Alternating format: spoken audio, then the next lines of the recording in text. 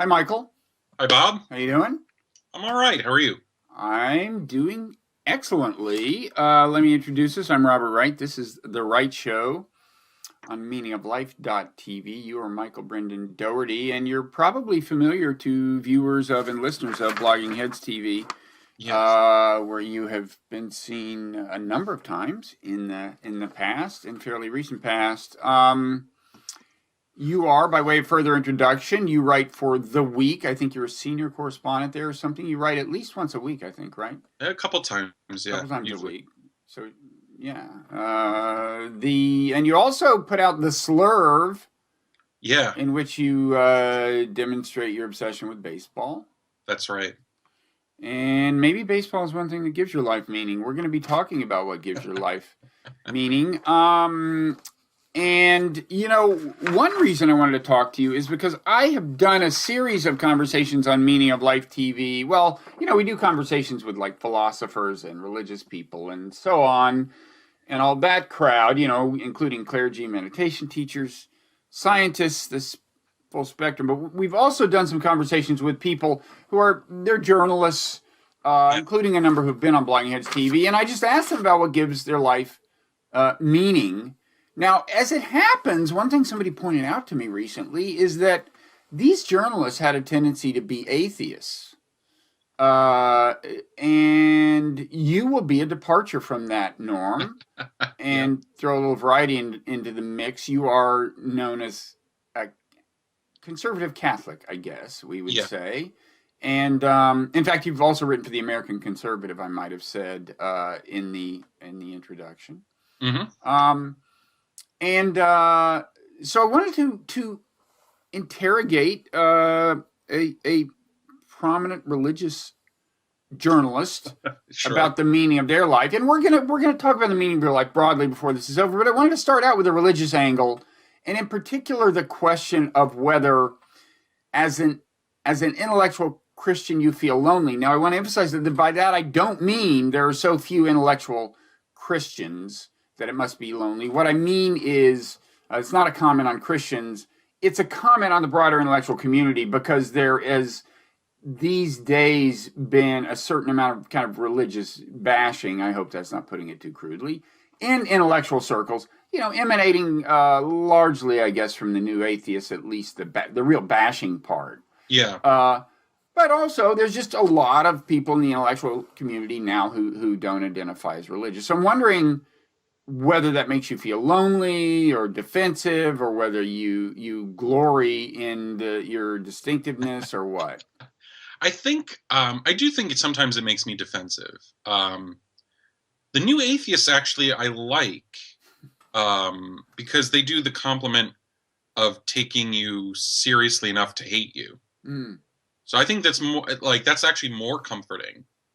Is that Christopher Hitchens would bother writing a book about telling me that I'm poisoning everything, rather than, just the sort of disdain, religion is as indifferent as crocheting or some other weird, unexplainable, uneconomic hobby someone might have.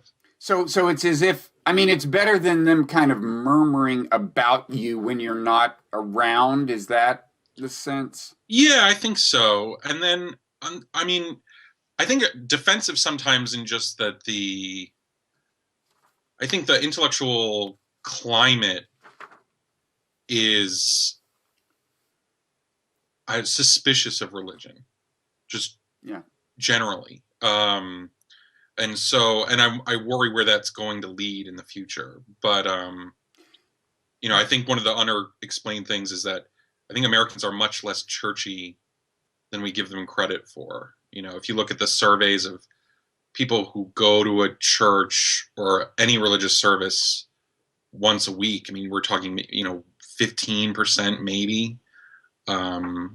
So I think there's I don't know, maybe when people report that they are religious to surveys, there's still those old stigmas of, maybe I should say, yes, I am, or I'm not. Mm-hmm. But I think those are pretty hollow at this point. Mm-hmm. Or at least they seem to me.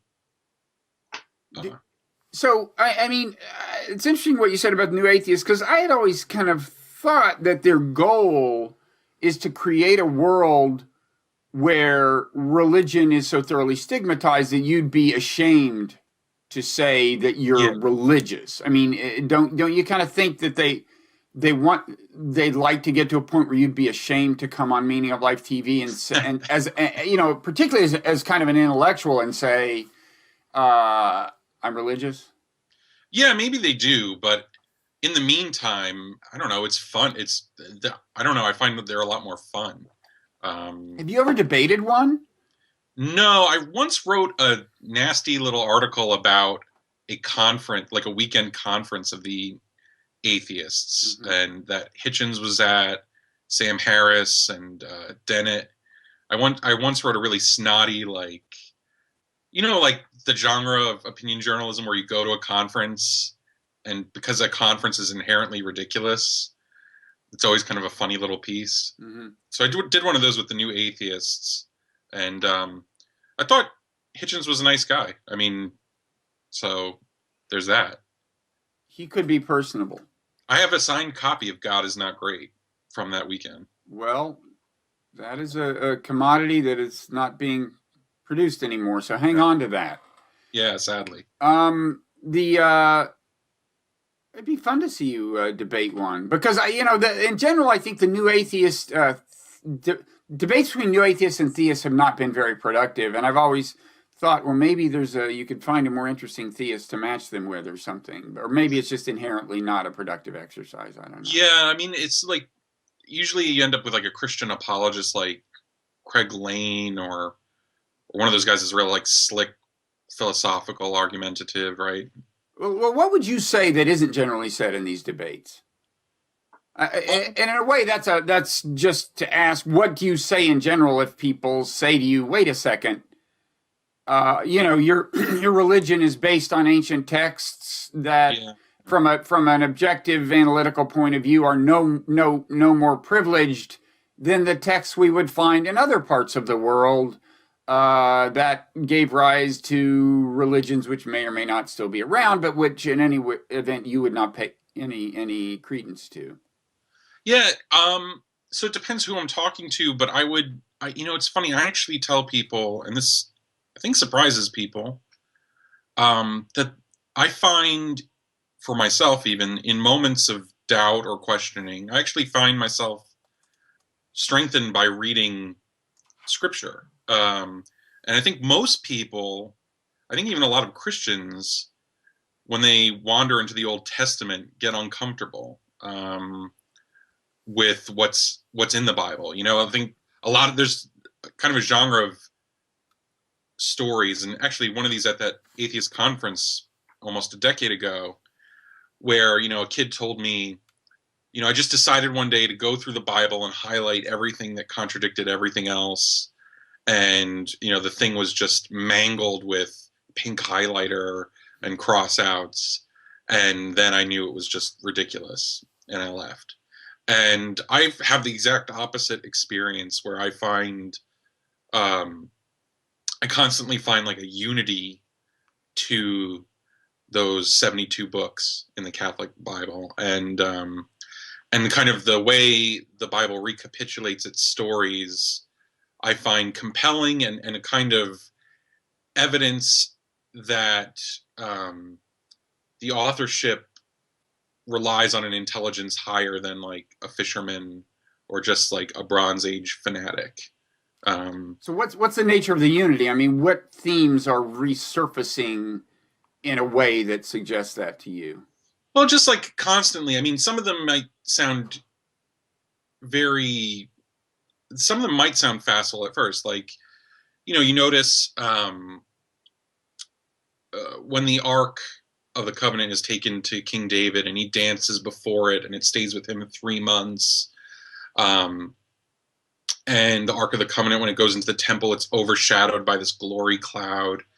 You find in the New Testament, in Luke's gospel, the Mary goes to visit Elizabeth for 3 months, and then John the Baptist in Elizabeth's womb dances before. And you see that's a very simple and straightforward one, but you constantly see the way these themes and images are reused and repurposed the way the language is reused and repurposed throughout the text, the way the stories are periscoped and in chiasms, that A, B, C, D, C, B, A structure.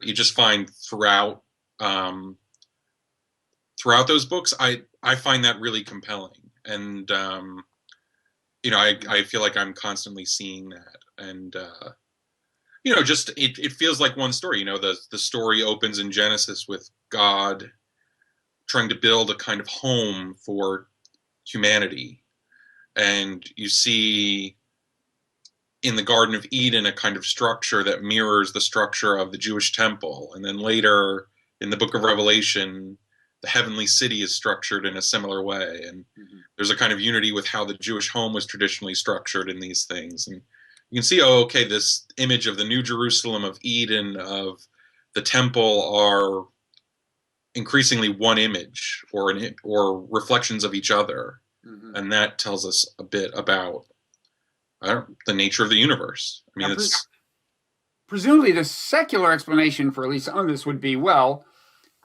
first of all, the books were written by people who were trying to construct a coherent narrative, but then the different books that had been written by, well, two things. I mean, individual books were written by people with a sense of story and an ideology, and then some later books were written with earlier books in mind. I think it wasn't always the case that the earlier books were plausibly available to the later authors, but certainly, New Testament authors can be expected to be generally conversant in what Christians call the Old Testament or the Hebrew Bible. And then there's the fact that the assembly of the books, the decision about what remained in the canon, was done by people who wanted to, and so on. So that's presumably the pushback you would get, right? Yeah, but of course it would have to be that way, right? I mean, in some ways, like an argument like that, I've had that a lot of times too, where someone says, well, I find that it's a similar argument to,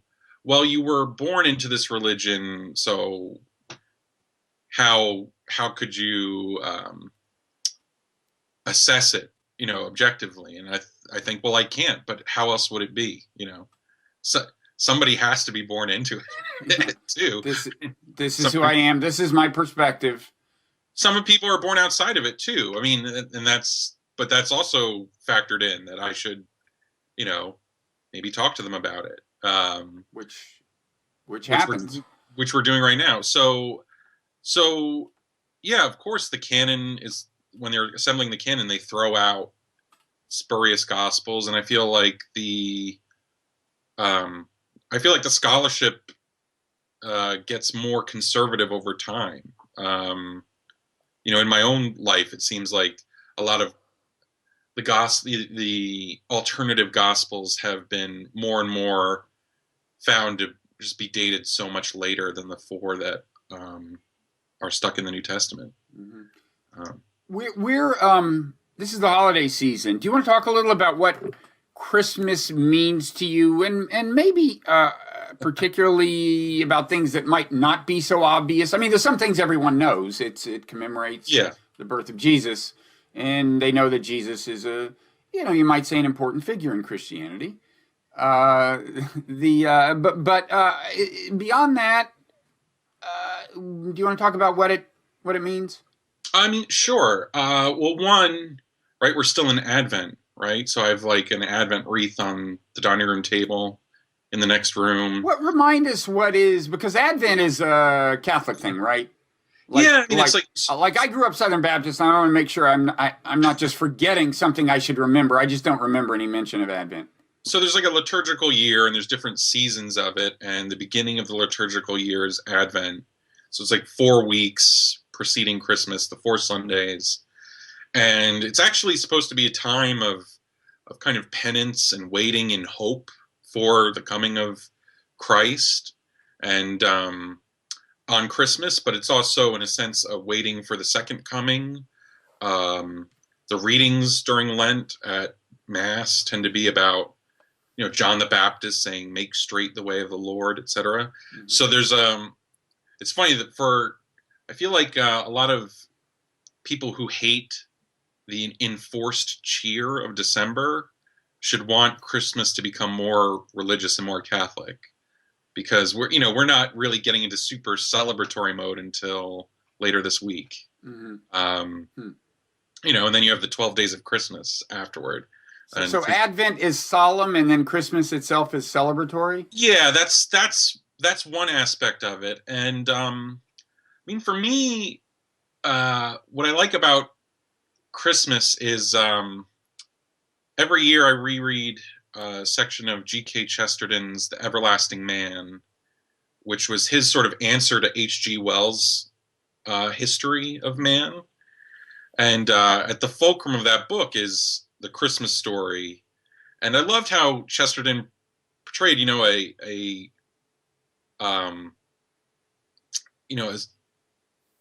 stable in that area of the world in Palestine would have been more like a cave. And I love the image of Jesus as like the caveman who actually drew the animals that really do exist. The creator as caveman. There's something sort of perfect about that image. So I reread that passage every year, and I like Christmas, the way Americans like Christmas. I like the chintz. I like this Harry Connick Jr. jazzy CDs, and the presents and family and food. All of that is tied in. I once told somebody, it was a Jewish friend, that I associated Christmas with the ideal of universal brotherhood. And he was kind of surprised. And then I realized I couldn't articulate why. And maybe that was just totally a construction of my own. Or maybe I'd drawn it from very selectively from a couple of Christmas carols. Is that a connotation? No, that's there. It's there in it's. I think it was more fully drawn out by kind of Victorian English authors and things like that, who maybe were secularizing the spirit a little bit. But it's drawing from the idea of the Magi coming, these men from the East who worship other gods, who come and pay homage to the child, the King of the Jews. That there is a kind of image of universal humanity there. And it's a sort of foreshadowing of the idea of a universal church, right? That goes beyond the Jews, that reaches out to the Gentiles. So that is something inherent in the Christmas story too, that God's message is going out beyond the chosen people now. Right. So there's a verse from Paul, not particularly a Christmas verse, but it's in the Bible. What is it? Neither Jew nor Gentile. Neither. Yeah. Well, what is it? It's neither. There's Greek. It's female, neither Jew nor Greek. Slave, Jew or Gentile. I can't remember the order of the. Something about Greek and there's. I think there's a male or female thing too, right? It's neither slave nor free. Blah blah blah. But anyway, the idea is there. And I'm wondering, the phrase "peace on earth, goodwill toward men." Am I just remembering that from a Christmas carol, or is that also in the Bible? That's a Christmas carol, but it's drawing on those same sources. Yeah. So I'm looking forward to Christmas. We're we have growing up, that loneliness you talked about. I'll actually return to that. My family wasn't especially religious, or at least my mother wasn't, and I have no brothers and sisters. So, for years before I got married, I would just go to church alone on Christmas, and then really? kind of notably on, to midnight mass, I would disappear from my girlfriend's house or something like that. They'd be having a nice Christmas Eve dinner, and I would just say, "Oh, bye." It's like I'm the weird 22-year-old religious kid disappearing for 3 hours, and and so that's actually where I think the more the loneliness comes in than intellectually, is sort of, when I was a younger man, it was like, and I also felt very like families at church didn't want their daughter sitting in the pew with me, because I'm just like a lone guy. Yeah, I would be a little careful, just thinking about my own daughters and looking at you now. Yeah, I'd stay away from the guy in the third pew. Yeah. He showed up alone. He's unshaven. Yeah, showed up alone. Is kind of ducking behind something. Looks like he's been out. Looks like he's had a few. Yeah, no, and believe me, at some points in my early 20s, that was the case. You know, I just go out on a Saturday night and drink, and then just stay up all night and go to church. And oh, it sounds fun. Yeah, no, I think it's in the spirit of things. But so yeah. Now, when I was a Southern Baptist as a child, I remember the occasional disparagement of Catholicism by saying, "Oh, for them it's just about the ritual. You know, for us it's about belief. For them it's just about the ritual." And of course, it's not necessarily a trade-off between the two. You could have faith and enjoy the ritual. How important is the ritual, though? There is more of that in Catholicism than in most parts of Protestantism. Yeah. Yeah. For me, I mean, I spent a few years as a teenage Protestant, I guess. I had like a little wandering phase, even as an atheist for a couple of years. But I mean, I think that's natural for a 12-year-old to be an atheist. But ritual is sort of my religion in a way. Like I am what's called a Catholic traditionalist. So I'm the sort of Catholic that seeks out the old Latin Mass that was reformed after the Second Vatican Council, or replaced by a new vernacular Mass. So I'm in for the smells and bells and the music. I mean, and the words you don't understand. I mean, there is something powerful about it being in Latin. Well, Latin, you know, it's for a couple of reasons. One, just like continuity. You know, when you have like all this repertoire of sacred music that's in Latin, it's kind of nice to keep it that way. But it's, you know, and it's also a dead language preserves the sort of meaning of the prayers that are spoken. English is a living language, so, you know, the connotation of our words would change, even liturgical words. And I understand the words. I mean, you can get a book and look and see what's being said. And after a while, you just kind of, you know, the parts of the Mass that stay the same. So, yeah, I think for a lot of people, and maybe for a lot of people who don't know, I think popularly in the culture, religion is first associated with morality, and then after that with like theology, like what you have to believe. So what do I do? What do I believe? And then maybe ritual comes third. You know, in your mind, like when you encounter religion on cable news, it's like people talking about contraception or abortion or whatever. And then maybe beyond that, they're talking about, okay, do you believe in the resurrection or whatever? But I find it much more helpful to come at it the exact opposite way. You know, or I find it's more disarming, at least. Like this past summer, I know my priest participated in a Eucharistic procession in Manhattan, right, with a couple of cardinals, and they the police shut down several blocks, and all of a sudden there's men processing, and they're following this thing with the Eucharist, chanting, throwing smoke at it with the censers, and everyone just stops in the street and just looks, and they just observe. And here's a religious event, but it's not accusing you of anything. It's not, you know, there's no one in there pointing out and shaming you. It's just happening, and people were really transfixed. And I think that's an element that it seems like Western religion has lost or given up. Just sort of that wonder. And it's also comfort in a sense, because it allows me to participate in a religion without becoming a monk or something like that, where you know, I can touch on this mystery without, you know, becoming this master meditator, or you know, or something like that, or like a prosumer yogi, or you know, right. But it has some of that, and maybe maybe the Eastern Church has even more. But I think Rod Dreher, also a conservative Catholic, didn't he convert to? Yeah, what did he convert to? From Roman Catholicism to what?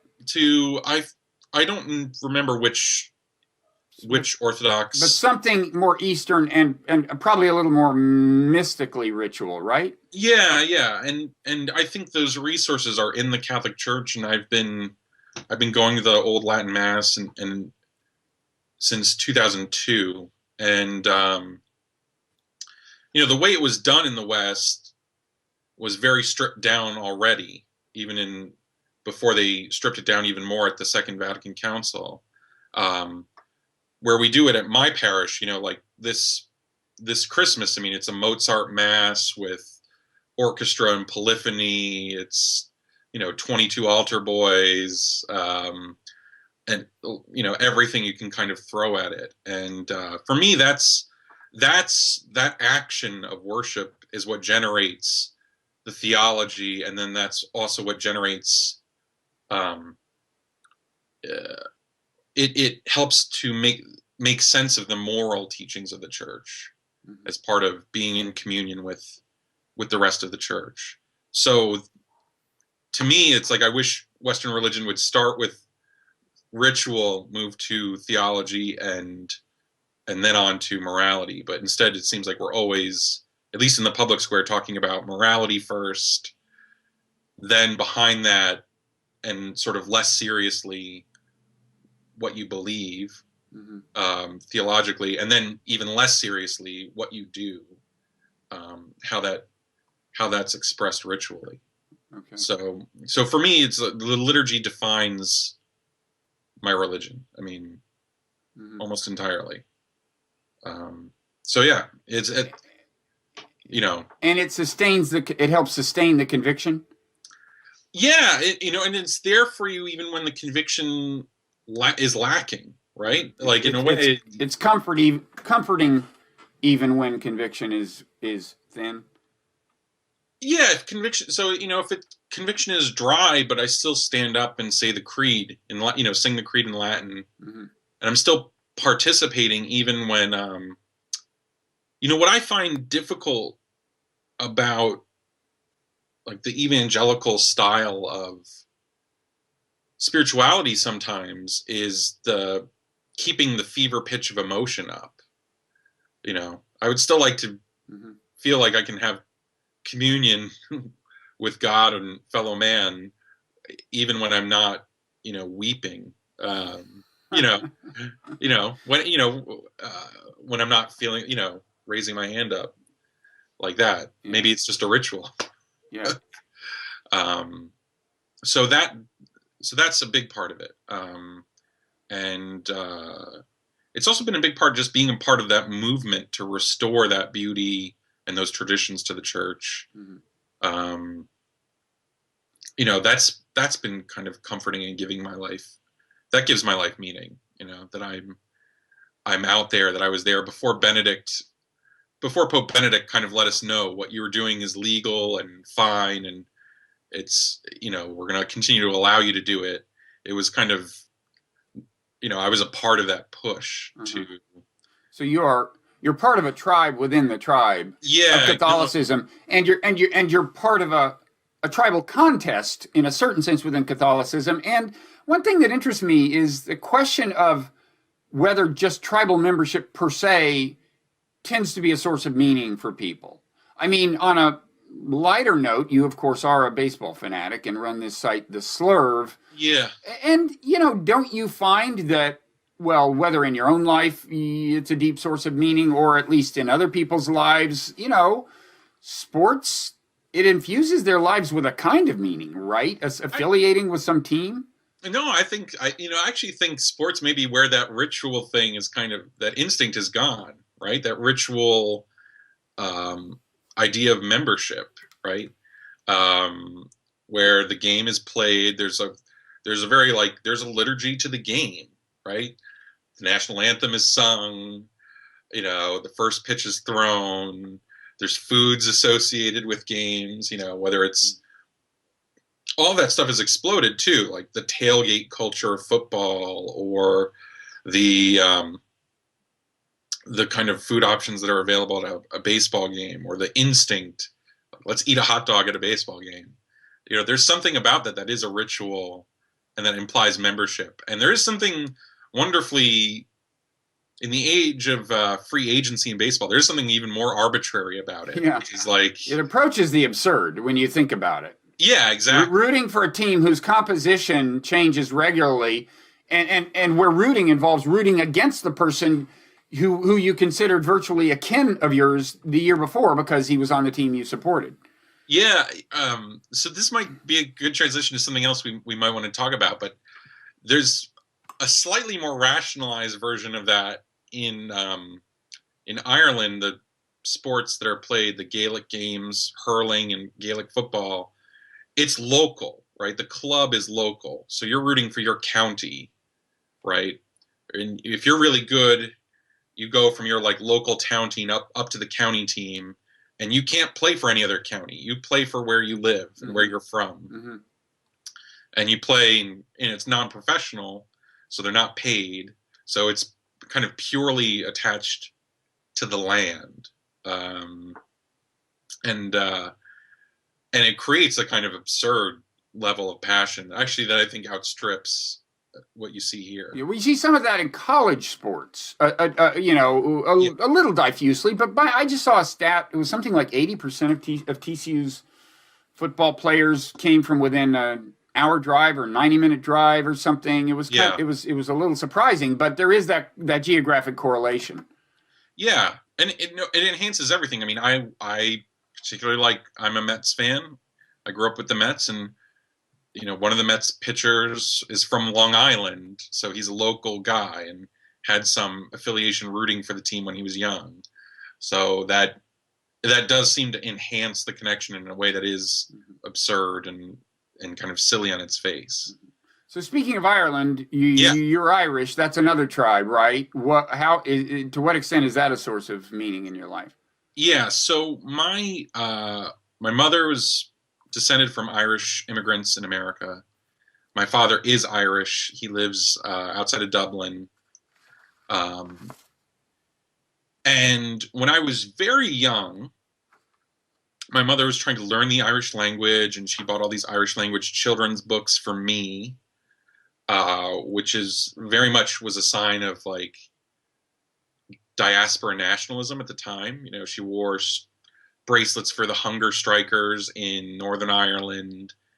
We went to these weekend events in New York and Pennsylvania where you spoke Irish the whole time, with other people. And when my wife was pregnant with my daughter last year, our first daughter, all of a sudden I had this crazy impulse to buy all those same books that my mother had bought for me and tried to start studying this language again. And I'd kind of thrown myself into that history again. And part of it was, I'm sure if someone put me on the couch would say, part of this is an ongoing attempt to reconcile with my own father, who wasn't around when I was young. And that is part of it. And that's, if we're talking about drawing meaning, one of the more meaningful stories of my adulthood has sort of been repairing that breach. And my father wasn't around for me when I was young, but now I can bring his granddaughter to him in Ireland, and there's peace and kind of just happiness. And, that's something that brought great meaning to me. At the same time, I find myself drawn into arguing with him about Irish politics or Irish history, and find myself suddenly, forcing my way in, where maybe I'm not welcome onto that Irish scene. Particularly, next year is the centennial of the Easter Rising against the British. which sort of that might have escaped my attention had I not had this conversation, I must say. Yeah, so it's the kind of revolution that happened during the World War I, but when a number of Irishmen started shooting the British, and the kind of leaders from that eventually effected the separation gradually between Ireland and Great Britain, or the British Empire. So, I've been reading deeply about this island and this tribe, and it is kind of a way of connecting with my late mother and my father that kind of shocked me, in how in the way it stirred something within me.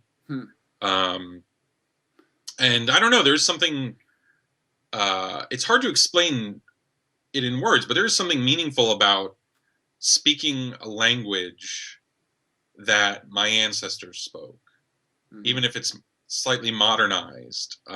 It is a continuity with them, that something that you're doing with your body physically. And I don't know, that brings a kind of joy and meaning. Yeah, I'm just reflecting on my own situation, realizing I don't have a very clear-cut tribe. My heritage is a little more diffuse ethnically. Yeah. I mean, there's some Irish, there's some Scotch, there's some English, there's supposedly some Native American. I mean, in a way, the most coherent thing is just West Texas farm culture, which both of my parents were from. Right. And I absorbed some of that as a kid. And there are values implicit in that I think I do, that are stronger, that I adhere, that I feel a real affiliation with, in a way that's ultimately arbitrary.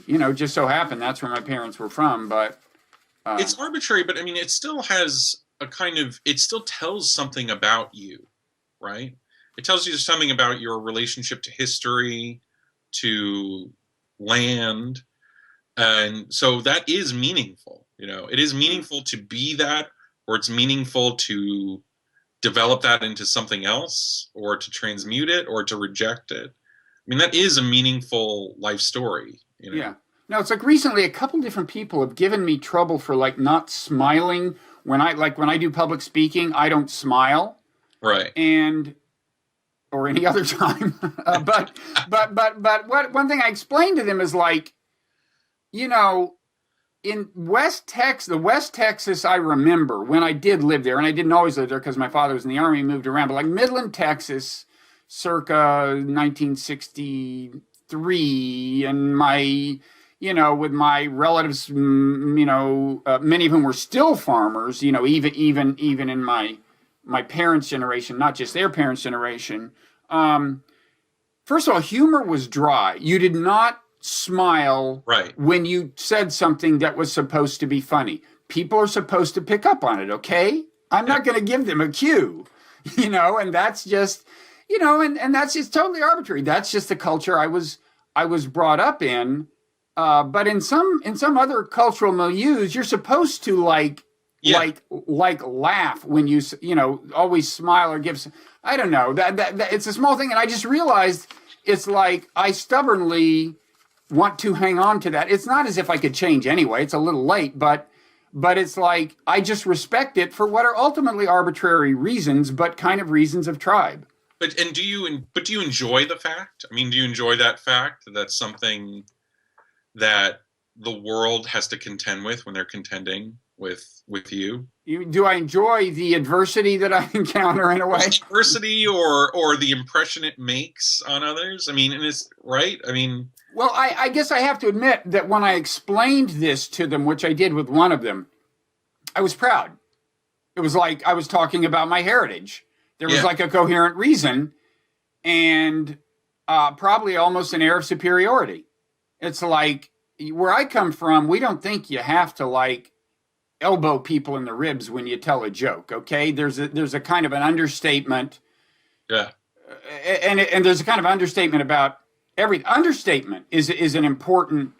Understatement and dryness are important elements of humor there, and those kind of inherently involve not breaking out into a big grin. Right. And it's weird that I'd be proud of that. Why would you be proud? Well, that's not, from God's point of view, it's not a superior form of humor.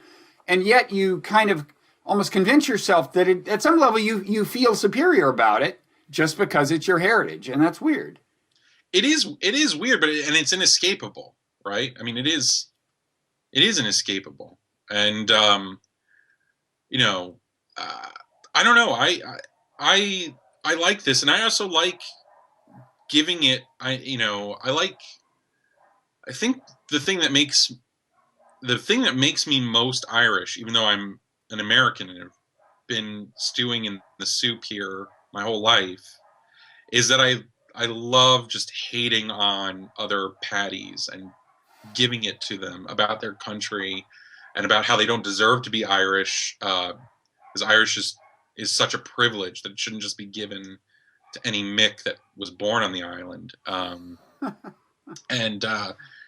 what's funny actually is that when I go over there now, they forgive all of that stuff as like just helplessly American. like I can't help being, conservative, religious, or, a plastic Paddy in some ways. Well, I don't think I am. But they're very generous about it, which I also like. Now, in the when things were when the time of troubles was in Northern Ireland was upon us, and things were generally more troublesome. Did you find yourself just naturally identifying with the Catholic side of that? Oh, and I still do. I mean, and my mother did more so than my father, more so than my Irish Catholic father. Right? We were more nationalistic, which is natural for a diaspora consciousness, because the whole thing is you're asserting what's no longer evident, right? We're asserting an Irish identity that's no longer would no longer be imposed on us by circumstance or anything else. So yeah, and I much more identify with that nationalist, with the broad Irish nationalist tradition than probably my father would. He says I have the politics of his father, which again is kind of natural. So yeah, I mean, and I still have,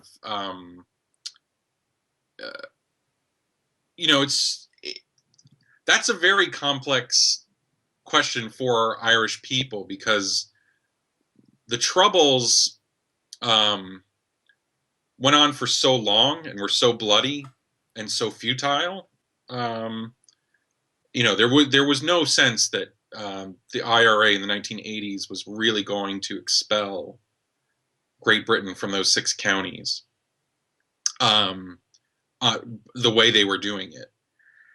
That action began to cast doubt and poison over centuries of Irish nationalism that preceded it, and sort of it caused people in the Republic of Ireland to begin to doubt the legacy of the 1916 Rising and that the kind of Irish nationalism that birthed their independence, because now those same ideas were being used to justify a seemingly unending, brutal campaign of terror that afflicted, not just British soldiers, but like mothers and children and other people that were caught in the crossfire. So that's a complicated question for them. For Americans, it was just much easy, right? Like it was much easier because we weren't living with, the bloodshed is sort of abstract. So it's easier just to chant up the Ra with a clear conscience. Mm-hmm. And I can see why that looks grotesque to people. So you're not young enough to have to think. I mean, you're not old enough to have to think much about your impending demise. But I have asked a number of people in these conversations to ponder the fact that they will die, and it's often thought that Christians and members of some other religions, for that matter, are less troubled by death because they believe in an afterlife. And when I ask people who don't believe in an afterlife, what sort of how they console themselves as they think about death, they typically talk about legacy. And that can assume various forms. It can be their work. You mentioned that you have a child. But what, as someone who might be expected to not worry so much about death by virtue of adhering to a religion which believes in an afterlife, what is how do you think about death? Does legacy still loom large? Okay, I'll say two things. For myself, I fear dying outside of a state of grace. So, like, I would, if I have not gone to confession, if I'm not in a state of grace, as we say as Catholics. Now, how does that work? Because in the church of my youth, it was like once I was baptized at age like 8 or something, or 9. And then I was good. I think I was probably good before that for other reasons, according to their belief. But anyway, it's considered a more enduring, continuous thing. We don't have a ritual of confession, right? And what? How does it? Is there a certain frequency of confession you need? No. It's merely so. If I commit a mortal sin, that would break my communion with God and with the church. That has to be. And that's like what? Killing somebody, or what else? Well, anything that's of a grave matter or grave nature, right? So that could be, but for Catholics, I mean, that encompasses a lot of things. Like, I have a duty to go to Mass on Sunday. If I deliberately, through my own fault, miss Mass on Sunday, I can't know that I'm in a state of grace any longer. So I have to go and confess that sin. Whoa. And, so if I commit a mortal sin, whatever it is, and I get on an airplane, like, it does cross my mind, if this thing goes down, do not pass go, do not collect $200, go straight to fucking hell. And as they say, and as priests say. So yeah, I mean, I would hope that I could make within my heart an act of contrition that would suffice, and that God would be gracious, and I believe He is gracious. But you can't be assured of that because it was not a formal confession to a priest. I wouldn't. I would feel much more. I would feel more secure, right? Like the sacraments don't limit God's mercy to us, but they're the ordinary means of Him giving it. So if anyone dies outside of the church or outside of state of grace, I can't say for sure that they're in hell or heaven. I never would presume to say that. I would not presume that at all. But for myself, yeah, I get nervous. Like, there are times when the thought of death makes me, could make me terrified. But I do, over time, I also have a trust that in that moment when it comes, whenever predestination has me keeling over, that I will be in a state that, I have some confidence that God will lead me there. But it's, it's just not I can't presume it. I have to have an act of will on my part to be a part of this. So, I think for Catholics who think about these things, I think there is still room for fear of the Lord, fear of hell. And I think it's a good thing. It does change the decisions I make with other people.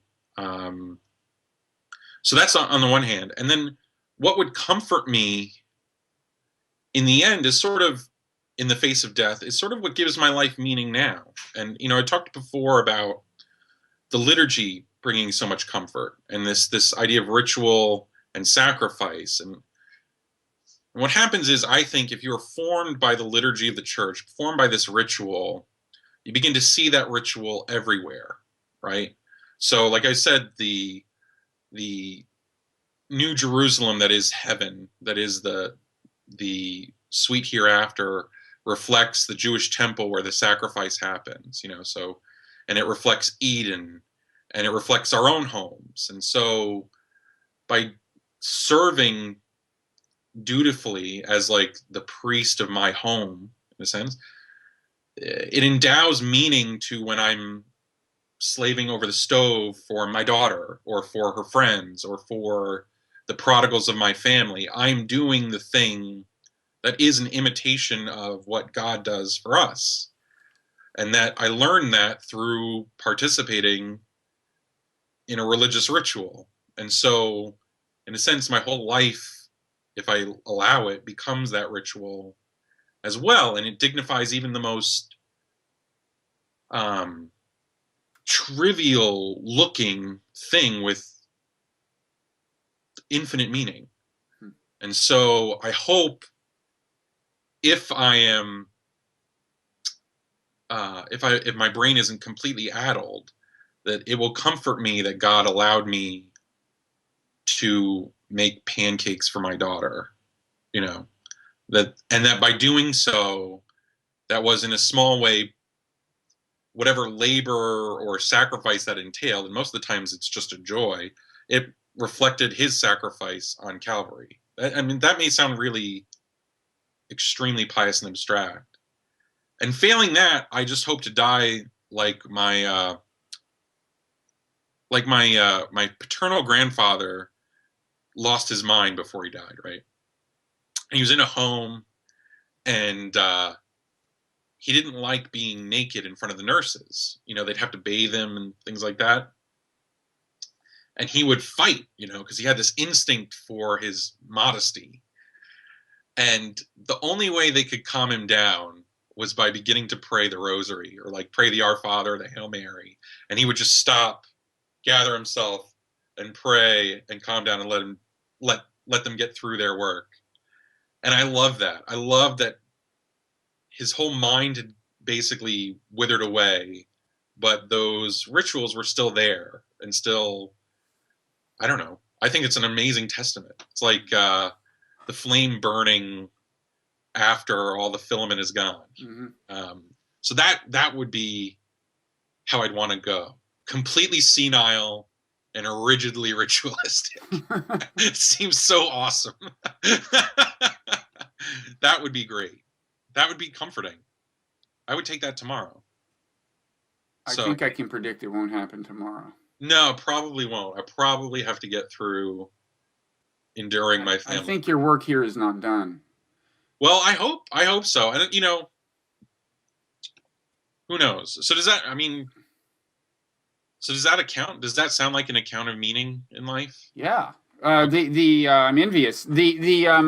So you said that you think fear of hell is a good thing and it affects the way you relate to people. And can you give some any examples of that in your everyday life outside of the house? What kinds of things do you think you do that you wouldn't do? Well, it sometimes even when I fail to do something that I think in light of the existence of hell I should do, at least I feel bad about it. Is that a good thing though, or is that just kind of? I may change it later. Okay. So like, for instance, like I have a very Irish grudge with a family member, right? And in light of hell's existence, and I do think about it in this way, I think I don't want to go before the judgment of God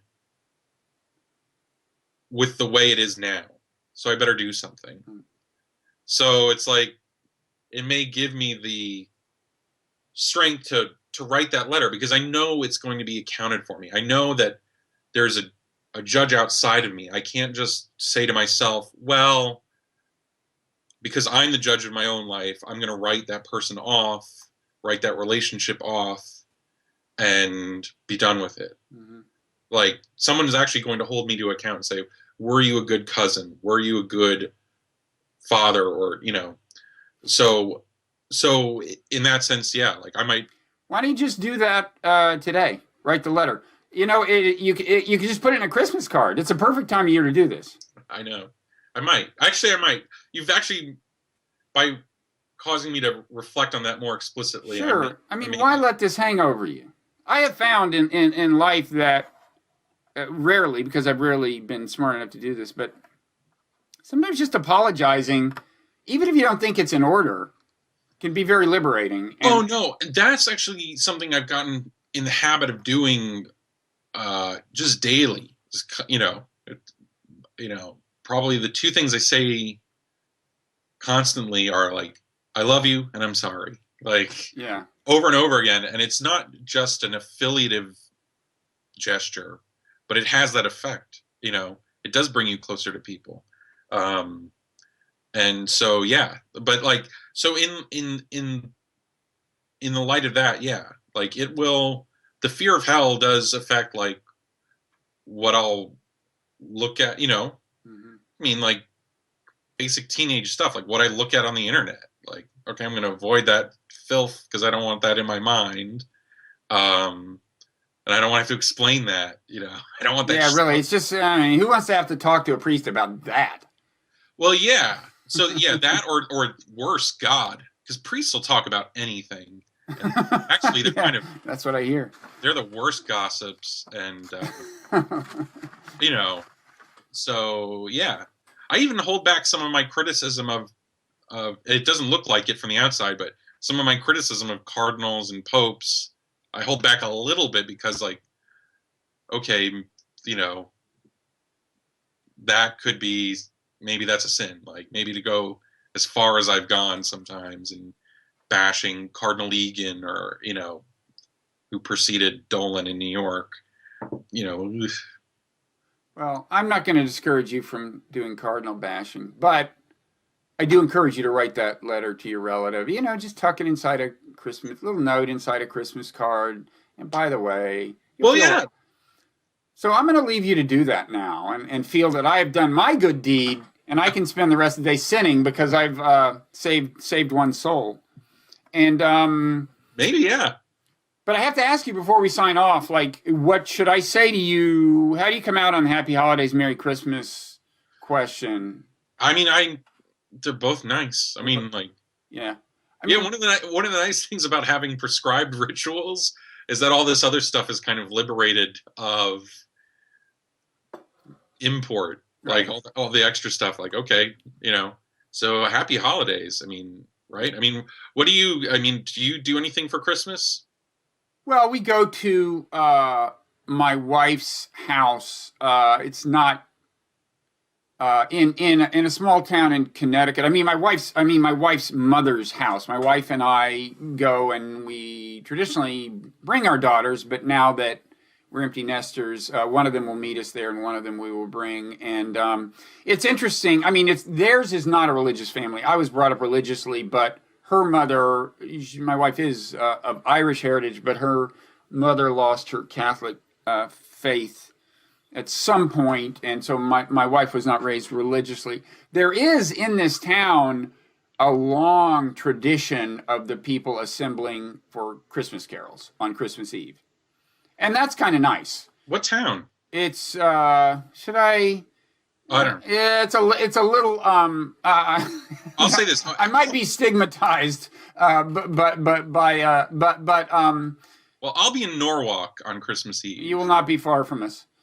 Yeah. Yeah. No, listen. Let's just be. Is there a caroling tradition in Norwalk? I don't think so, but like we're, the parish we go to is in Norwalk. If you're not far, it's a Mozart mass with orchestra on midnight. But yeah, let's just be honest. A lot of people who are in this business have places to go to in Fairfield County, Connecticut. Let's just be honest. Yeah. That's another reason to fear hell, is being in the 1% of great counties in the country. I'm across the way here in Westchester, but like Well, that is not exactly that's not exactly East Harlem either. No, exactly. And East Harlem's not exactly what East Harlem was 10 years ago, for that matter.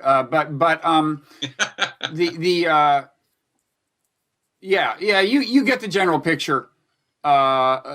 my wife, I think, went to went to Norwalk Elementary School for a while, and then they moved, so it's in that vicinity. Do you feel any guilt about, like, do you feel anything about celebrating stuff if you're not believing in it as much? Or, like, I'm not saying you should. I don't think you should. No, I don't. I mean, first of all, Christmas is my cultural heritage, whatever has happened to my beliefs since I was raised Southern Baptist. And the other thing is that my beliefs are not as far from theistic as some people's beliefs, although that sounds so obscure that you'd need another hour to explain it. But I don't. No, I like it. I like the specifically religious carols, and yeah, and I don't like Jingle Bell Rock, and so you're born that no more men may die. Yeah. No, I love. Oh Holy Night is like one of the most beautiful songs that I know of. Yeah. Or is it Oh Night Divine? Technically, no. I guess it's Oh Holy Night. No, I love it, and yeah, it's all good. And part of it is what I alluded to earlier. I think of it as of the connotation as one of universal brotherhood. And in fact, in some years immediately after 9/11, after these Christmas carols, when we were walking back to the car, there would be these people, I don't know who they were, assembled on some front porch, and they would start singing God Bless America. And it drove me nuts because I really thought any show of nationalism violated the spirit of Christmas, in my view. And leave aside the ideology that, of course, they were to the right of me, but no, I could see that. That would muck things up for me too. Yeah, I wouldn't like that. Good. Yeah, but I like some of the stupid Santa stuff. Yeah, that's fine. Well, I like Nat King Cole singing the Christmas song. Yeah. Written by Mel Torme, as Mel Torme always pointed out whenever he was on a talk show. Yeah. And that's a totally secular song. Yeah. Well, cool. Well, listen, thank you so much for this. Well, thank you. And I think I'm gonna say Merry Christmas to you. It still feels good. I'm totally happy to say Happy Holidays as the price for living in a diverse society. Diversity is beautiful. It's great. Even though, because I grew up saying Merry Christmas, there's something a little special about that phrase. But I do, when I feel it's like totally safe to say Merry Christmas, I like to say it. Last night we bought our Christmas tree. I figured if you can't say Merry Christmas to the guy you bought your Christmas tree from, who can you say it to? So I said it to him. But the answer is that even if you couldn't say it to him, I could say it to you for sure. So, yeah, sure. So I'm going to say Merry Christmas to you. Merry Christmas, Bob. Merry Christmas, Michael. And thanks for taking the time. Hope to see you on Blogging Heads or Meaning of Life down the road. Cool. Thank you. Okay. Take care. You too.